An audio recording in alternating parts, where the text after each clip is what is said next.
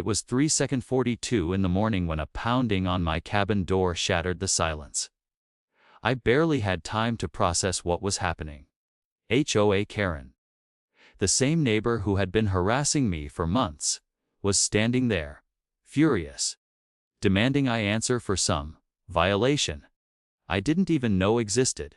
My heart raced as I realized she wasn't just here to argue. She was here to intimidate, to take control of my life in a way that felt terrifyingly personal. I reached for my phone, but the question burned in my mind: how far would she go, and could the law even stop her? Before the chaos began, life in my little cabin felt simple, peaceful, almost idyllic. Nestled at the edge of a quiet, wooded community, the cabin had been my refuge for years, a place to escape the city noise, to breathe, to think. Mornings were quiet except for the distant hum of birds and the occasional rustle of leaves. Evenings were golden. Sunlight filtering through the trees, painting the walls with warmth. It was the kind of place where neighbors waved as they drove by, where weekends were spent hiking or tending small gardens, and where every day felt a little slower, a little freer. I wasn't wealthy, but I had everything I needed: my cabin, my dog, a modest income, and a sense of security. I liked things simple and private, but the neighborhood had its rules. Most were harmless, part of the HOA's charm, or so it seemed. Neighbors would joke about regulations, fences, or lawn decor, and I'd laugh along, thinking it was harmless bureaucracy. Still, there were murmurs, small whispers among the residents, about someone who took the rules very seriously. A neighbor who always carried clipboards, who noted every complaint, who seemed almost obsessed with control. Her name was Karen, though I would come to know her as the kind of person who didn't just follow rules. She weaponized them. At first, it was small things: a misplaced trash bin, a crooked garden gnome, a flag that hung too low. I barely noticed, and I certainly didn't think much of her quiet scrutiny. But I should have. Because in this community, small violations weren't just frowned upon. They could spiral into something much darker, something I never imagined could reach the door of my cabin at 3:42 in the morning. At first, the incidents were small, almost laughable. A note tucked under my cabin door warning me that my garden gnome violated community aesthetics, or a letter from the HOA insisting my trash cans be hidden behind a fence I didn't have. I shrugged them off. Surely, rules were meant to maintain order, not terrorize residents.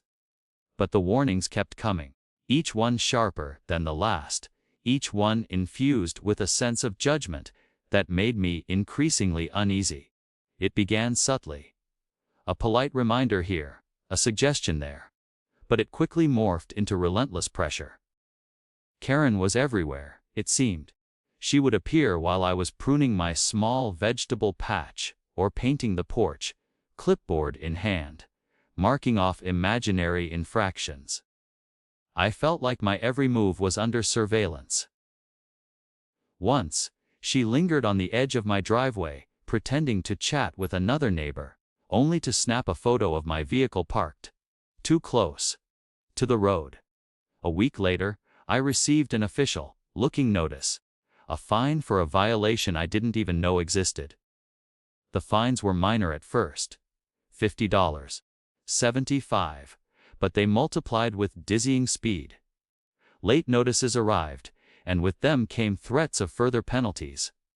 I tried appealing, sending emails and letters, but the HOA's responses were canned, evasive, and occasionally outright dismissive. It was a bureaucratic nightmare designed not to resolve issues but to wear me down. Each letter made my stomach tighten, each call made my hands shake. I was trapped in a game with rules that changed whenever Karen decided they should. Then came the meetings.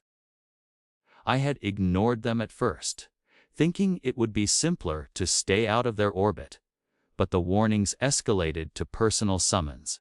On a rainy Tuesday evening, I found myself seated in a bland, fluorescent, lit room with half a dozen neighbors and the HOA board. Karen sat at the head, her expression a mask of self-righteous authority. I tried to explain my side, my voice quiet but firm, only to be interrupted by a barrage of complaints I didn't even know existed.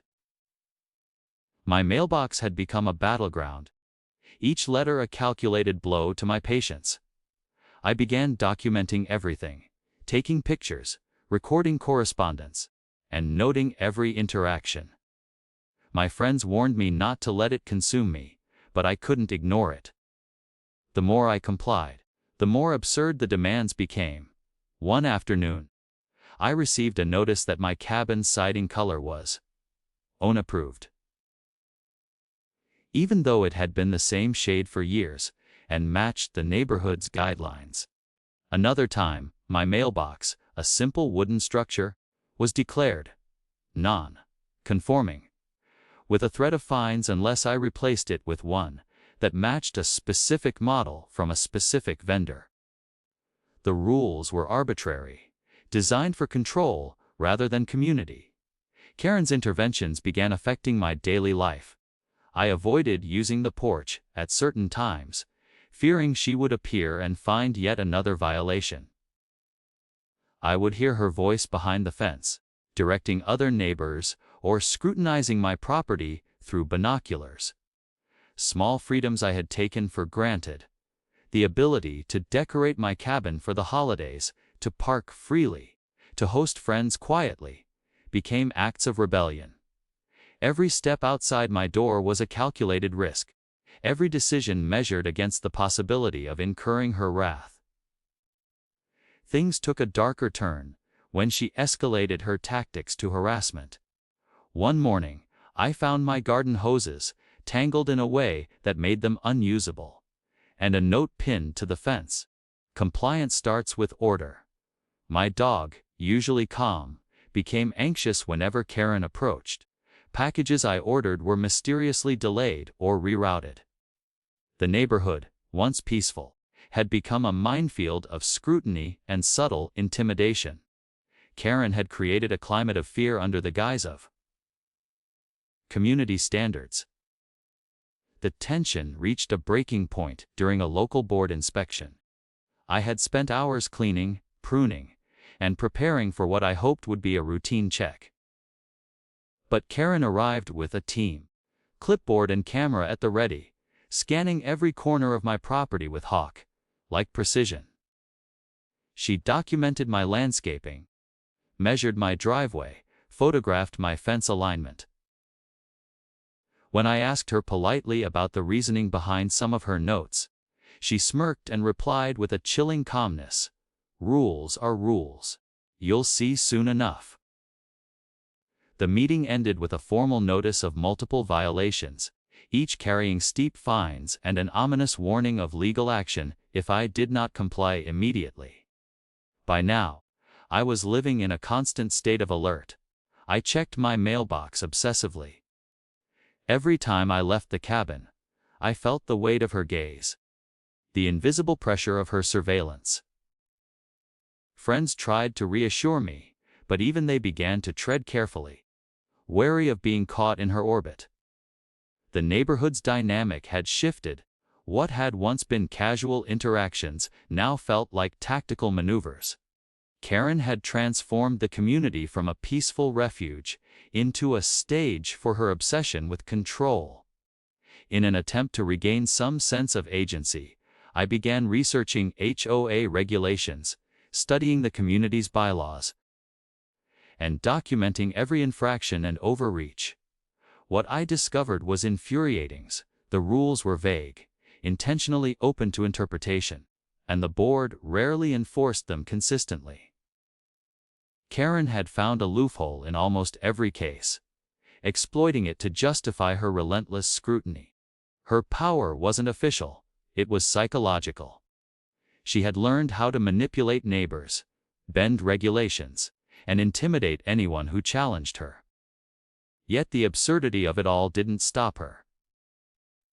Notices arrived demanding I remove my solar panels, alleging that the glare violated community aesthetic standards. Another time, a complaint declared that my outdoor furniture was too colorful, disrupting the neighborhood's visual harmony. The demands were endless, unpredictable, and utterly unreasonable. Every day brought a new challenge, a new opportunity for Karen to assert dominance. I was exhausted, frustrated, and increasingly desperate. The emotional toll was immense. Sleep became difficult. I would wake in the middle of the night, imagining her at the cabin door, clipboard in hand. Anxiety gnawed at me every time I answered a knock or heard a vehicle approaching. The sanctuary I had built over years was under siege, not by crime or misfortune, but by the relentless, petty enforcement of an obsessive neighbor, empowered by bureaucracy. I realized I couldn't simply endure this. Action was inevitable. And then it happened. A routine Thursday evening escalated into something I could not have anticipated. I received an urgent notice of a hearing scheduled for the following morning, a sudden demand to justify a minor fence repair that had been in place for months. My hands shook as I read it. The threat of escalating fines and legal action loomed over me like a storm cloud. I knew this was no ordinary complaint. It was a trap. A calculated move to push me to the breaking point. I had no choice but to confront it head-on, as I prepared for what I thought would be another grueling confrontation. A sense of foreboding settled in. This was different. Karen's tone had shifted and the correspondence cold, insistent, almost predatory. It felt like the next encounter wouldn't just involve fines or warnings. It would be personal. I could feel the tension in the air, a storm building quietly in the shadows of my peaceful cabin. Every message, every inspection, every fine had been leading to this. I didn't yet know how far she would go, but I knew one thing for certain: the situation was about to explode. I spent that night pacing, reviewing every interaction, every letter, every minute violation that had been used against me. The absurdity, the pettiness, and the audacity of her actions coalesced into a single, terrifying realization: this wasn't about rules anymore. It was about power. Karen wasn't enforcing community standards, she was asserting dominance, testing boundaries, and pushing until I broke. And I knew that breaking wasn't an option. The next morning, as dawn crept over the treetops, I steeled myself for the inevitable showdown. I didn't know what would happen, only that it would escalate beyond anything I had experienced before. The neighborhood's peace had been shattered, replaced by tension, fear, and a sense of injustice that couldn't be ignored. Karen had ignited a firestorm, and the spark was about to ignite the fuse that would lead to the most intense confrontation of all. A moment that would change everything and finally force the law and the community to take notice. The night before the confrontation, sleep was impossible. Every creak of the cabin, every rustle of the trees outside, felt amplified, as though the world itself were holding its breath. I knew this was more than a dispute over fences or garden gnomes. Karen had escalated it far beyond petty enforcement. This was about power, control, and humiliation. I had tried patience, documentation, polite appeals, but she had pushed me to the breaking point, and tomorrow would be the test of who truly had the upper hand. Morning arrived with an eerie stillness, the kind that precedes a storm. I arrived at the HOA office early, documents clutched in my hands, meticulously organized records of every letter, every notice, every photograph of the violations that had been used against me. Each page was a testament to months of harassment, a silent indictment of the obsession that had consumed Karen. The room itself felt cold and oppressive. the fluorescent lights harsh against the tension in the air. Other residents murmured quietly, casting glances at Karen, who arrived late, clipboard in hand, her expression a mask of confidence, smugness, and something almost predatory. As the meeting began, Karen wasted no time. Her voice rang out, crisp and unyielding, reciting a litany of infractions I supposedly committed. Each accusation was more absurd than the last, delivered with surgical precision to undermine my credibility. My stomach churned, but I forced myself to remain calm, listening to each point, mentally preparing my counter.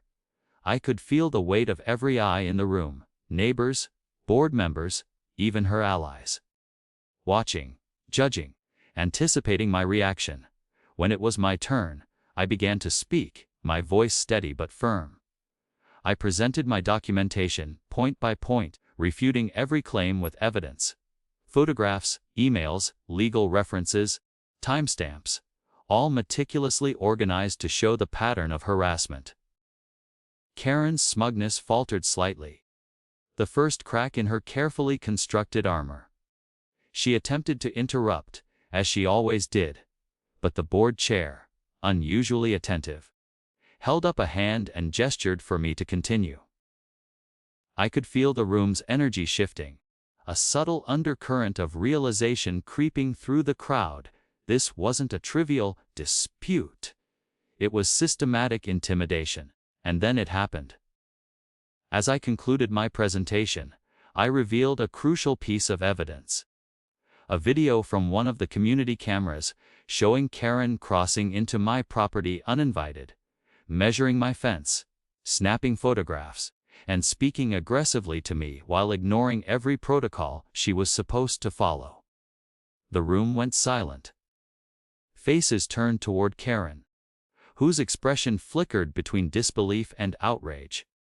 She opened her mouth, then closed it again, searching for the words to recover her dominance. She had assumed control for so long that this public exposure was disorienting, almost unbearable. The tension escalated further when one of the board members, a usually quiet woman, cleared her throat and addressed Karen directly. She questioned the legality of the repeated fines, the personal inspections, and the arbitrary interpretations of community rules. Every word struck like a hammer against the veneer of authority Karen had built. I felt a wave of vindication. All the fear, anxiety, and late nights preparing for this moment had culminated in a tangible shift of power. Karen, for the first time, was on the defensive. But the drama wasn't over. Karen attempted a desperate gambit, accusing me of violating a minor landscaping guideline she had never cited before, a rule buried deep in the HOA's bylaws. Her tone was sharp, almost venomous, but I had anticipated this. I calmly referenced the exact wording of the bylaw, demonstrating that her claim was baseless and selectively enforced. The room seemed to hold its collective breath. Karen's frustration became palpable, a quiet storm barely contained behind her tightly pressed lips. She had counted on intimidation and confusion to maintain control, and her strategy was collapsing before her eyes. At that moment, the atmosphere in the room shifted completely. The board, neighbors, even Karen herself, seemed to sense that the tide had turned. The months of harassment, fines, and invasive inspections had left a trail of evidence that was undeniable. I could see the disbelief in Karen's eyes, the realization that her campaign of control had not only failed, but exposed her for what it was: obsessive, petty, and ultimately unjustifiable. Then came the most intense confrontation. Karen stood abruptly, her chair scraping against the floor, and pointed at me, her voice rising. She tried to rally support, to portray herself as the victim of some imagined rebellion, but the energy had already shifted. The board members, who had once nodded to her every whim, now exchanged glances of incredulity. The neighbors, many of whom had silently suffered under her rules themselves, watched as the carefully constructed illusion of her authority began to crumble. Every accusation she made was met with documented evidence or a pointed legal reference. The room's momentum was unstoppable. Her dominance had been undermined, her strategy dismantled piece by piece. In the heat of the confrontation, I could feel a mix of anger, relief, and determination coursing through me. Every insult, every fine, every sleepless night had built to this precise moment. I wasn't just defending my property anymore, I was asserting my right to live without fear, without harassment, without someone wielding bureaucracy as a weapon. The intensity of the moment was almost unbearable. Emotion surged through every nerve. But clarity prevailed.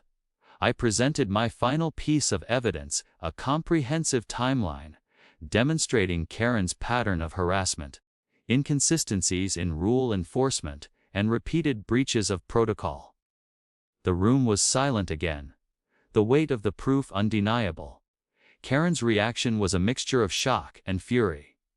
She tried to argue, to twist the facts, to assert control once more, but her words lacked power. They bounced off the walls, ineffective and hollow. The board, having reviewed all evidence, addressed her behavior directly. They questioned the legitimacy of her actions, the ethical implications, and the impact on the community's well-being. The intensity of her scrutiny had finally been mirrored back upon her, and the effect was striking. The room felt electric with tension. Every eye was fixed on Karen as the power she had wielded for months evaporated in an instant. And then, in a moment that still sends shivers down my spine, the board announced their decision. Karen's fines were overturned, her inspections deemed excessive and unauthorized, and she was formally reprimanded for her harassment. The words echoed through the room, like a bell signaling victory, not just for me, but for anyone who had ever felt powerless in the face of arbitrary authority. The relief was overwhelming. I could feel it coursing through my body, releasing the months of pent-up anxiety and fear. Karen's face, once a mask of dominance, now reflected defeat and disbelief. She had lost not just the argument, but the illusion of control she had cultivated so carefully.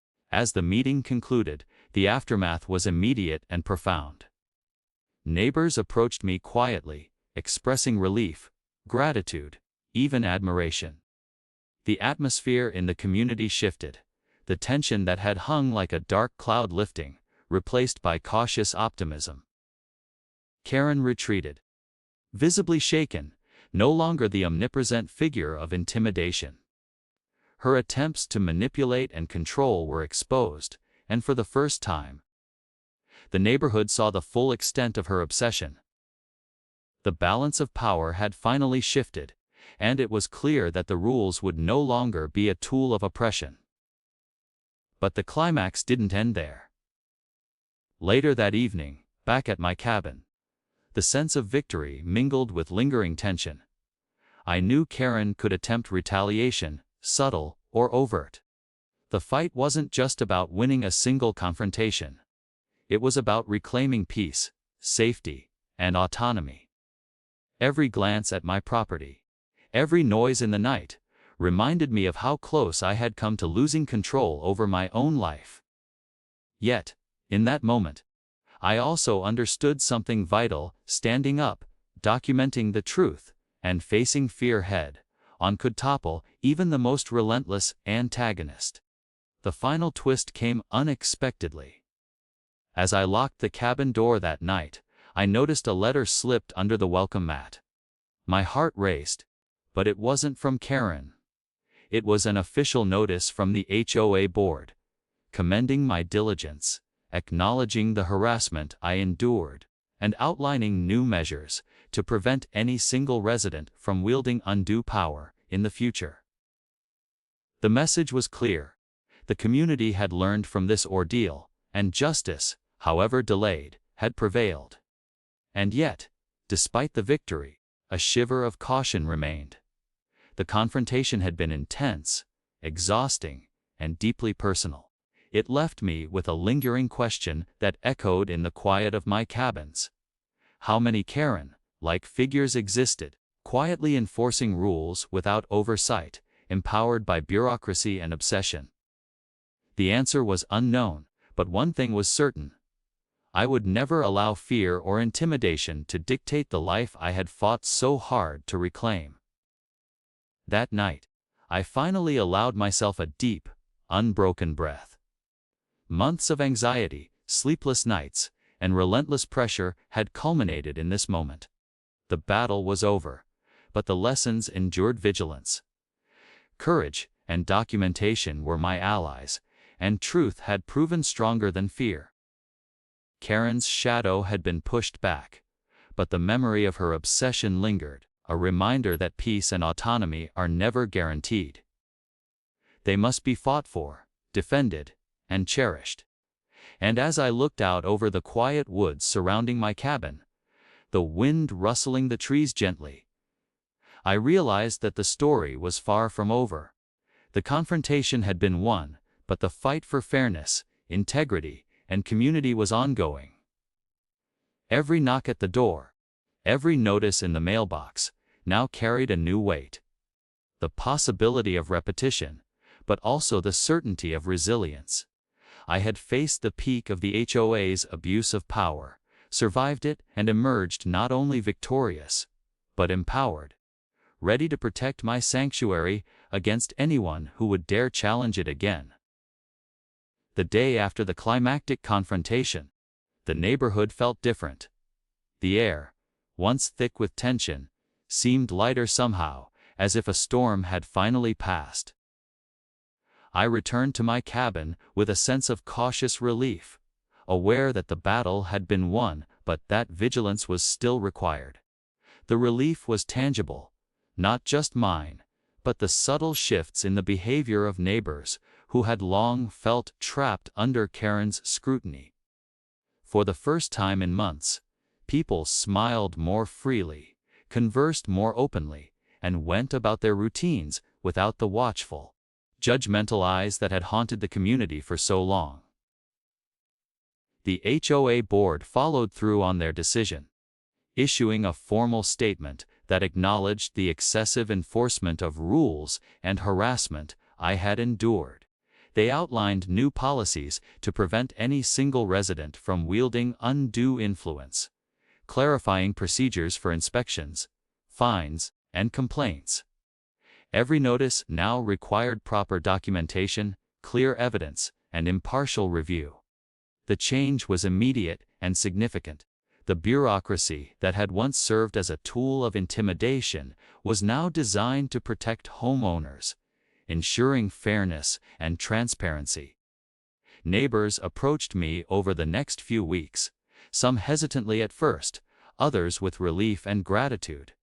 Many shared their own experiences of Karen's obsessive enforcement, stories that mirrored my own. Late night notices, arbitrary fines, and invasive inspections. Some had endured it silently, afraid to confront her or the HOA, while others had complied reluctantly, paying fees or altering their property to avoid confrontation. The validation that came from hearing these accounts was profound. I was not alone. My struggle was part of a larger pattern, and the exposure of that pattern had sparked a turning point for the entire community. The emotional aftermath was complex. On one hand, there was joy, vindication, and the satisfaction of seeing justice served. On the other, the months of stress had taken a toll.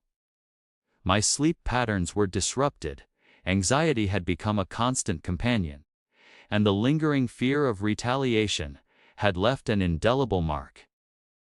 Even though Karen's influence had been curtailed, the memory of her relentless scrutiny served as a reminder of how quickly control could be abused, and how easily fear could take root in a community. Processing these emotions became an essential part of reclaiming my sense of peace. I began to take steps to restore my cabin and my life to the way I had once imagined. The garden, which had been neglected during months of constant oversight, was pruned and planted anew. Outdoor furniture, once carefully hidden or altered to avoid fines, was returned to its original placement. Solar panels, previously questioned and scrutinized, remained fully operational, a quiet symbol of resilience and autonomy. Each act of restoration was a reclaiming of space, a reaffirmation that my property, my home, was mine to enjoy without fear or manipulation. In the months that followed, the neighborhood itself began to change. Karen, no longer able to enforce her personal interpretation of the rules, retreated into the background. Her influence waned as other residents recognized the limits of her power. Community meetings, once dominated by her obsessive scrutiny, became more balanced and open. Discussions were guided by fairness and consensus rather than fear. I noticed neighbors initiating projects, gardens, decorations, and social gatherings that had long been avoided for fear of her disapproval. The community was slowly reclaiming the warmth and camaraderie that had originally drawn me here. Legally, the repercussions for Karen were subtle but significant. While no criminal charges were filed, the formal reprimand and documented pattern of harassment established a record that prevented her from continuing unchecked. Any future attempts to enforce arbitrary fines or conduct personal inspections could be challenged effectively, supported by the precedent set during the climactic confrontation. The law, once a distant and abstract concept, had become a tangible tool of protection. The empowerment that came from understanding this dynamic transformed not only my confidence but also the confidence of other residents who had silently endured her overreach. The psychological impact on the community was profound. For years, neighbors had lived under the subtle tyranny of fear, policing themselves in anticipation of Karen's disapproval. That fear had dictated choices, limited self-expression, and stifled creativity. With her authority curtailed, a sense of liberation spread. People began to plant flowers, paint fences, and display seasonal decorations without hesitation. Social interactions, once cautious and tense, grew more genuine. The transformation was quiet, but undeniable. The community had been reminded that power should serve people, not the other way around. Personally, I noticed changes in myself as well. The confrontation had demanded courage, patience, and meticulous preparation. Surviving it intact, with integrity and evidence on my side, reinforced a sense of self-efficacy I hadn't realized I possessed. I no longer approached my property or interactions with neighbors cautiously, fearing reprisal. Instead, I moved with confidence, knowing that rules exist to serve a purpose, not to intimidate or control. The experience taught me the importance of vigilance, of standing firm in the face of unjust authority, and of documenting actions to protect oneself. It was a hard, earned lesson in resilience and assertiveness. The neighborhood also began to adopt practical measures to prevent a recurrence of similar disputes. The HOA instituted clear channels for complaints, impartial review processes, and limits on inspections, ensuring that personal grievances could not be disguised as official enforcement. Residents were educated about their rights and encouraged to maintain records of interactions. A culture of transparency gradually replaced one of fear, creating a more cooperative, respectful environment. The transformation was subtle but powerful, demonstrating that even long-standing systems can be reformed when accountability is enforced. Social dynamics shifted as well. Residents who had once remained silent, afraid of Karen's scrutiny, now found their voices. They shared stories, participated in meetings, and collaborated on neighborhood projects. The energy that had been stifled for years emerged in small, meaningful ways: shared gardens, informal social gatherings, and discussions about improvements. The community became a place where collaboration, creativity, and mutual respect replaced fear, tension, and suspicion.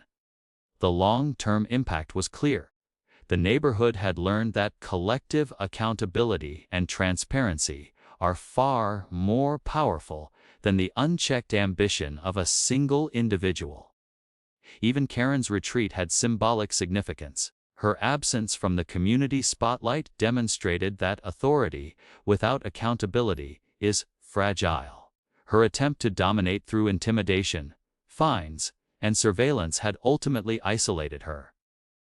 Neighbors, once hesitant, now approached me openly, confident that the balance of power had shifted. The lessons extended beyond my property. They served as a warning to anyone who might attempt similar control in the future. The community had learned, through confrontation and courage, that harassment disguised as rule enforcement would not go unchecked. The long-term personal consequences were also significant. My cabin, once a place of stress and anxiety due to constant oversight, was restored as a true sanctuary. I could finally enjoy the mornings, with sunlight filtering through the trees, the evenings with the quiet hum of nature, and the weekends with friends or solitude without fear of disruption. The sense of security, both physical and psychological, had returned. It was not just the removal of fines or the correction of rules. It was the reclamation of peace, autonomy, and dignity. Reflecting on the entire ordeal, I realized that the battle had taught lessons far beyond the confines of my property. It was a reminder that rules are only as just as the people enforcing them, and that unchecked authority, even under the guise of community governance, can become a tool of oppression. Vigilance, preparation, and courage are essential, not just for defending oneself, but for ensuring fairness and justice in any shared system. The experience underscored the importance of standing up, documenting evidence, and refusing to be intimidated.